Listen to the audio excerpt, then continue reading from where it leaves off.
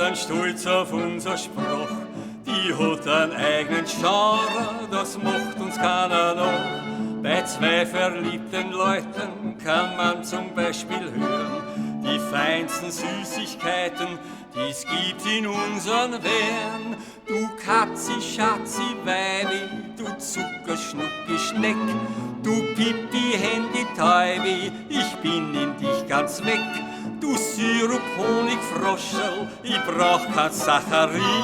Du süßes Zuckerkuschel, da liegt heut noch was drin.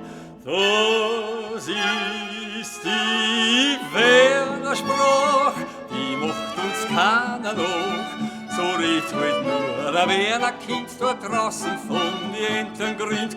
Wir sind halt alle dabei, bei jeder Hitz dabei und reden mit dem Wissenschmiss, wie uns der Schnabel gewachsen ist.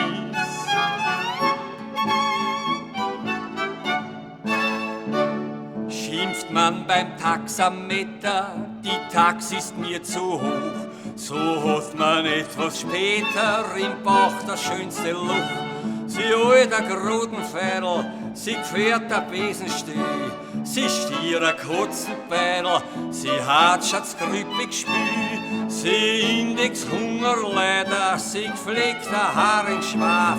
Was wollen's denn gehen's weiter? Sie Notzuchtsparagraf, ziehen's an, sie geschert die Rutzen, erst ran die aber gleich, sonst gibt's noch ein paar Futzen und morgen ein Kinderleich. Das ist die Werner-Sprach, die macht uns keiner nach. So redet halt nur der Werner-Kind da draußen von hinten Grind.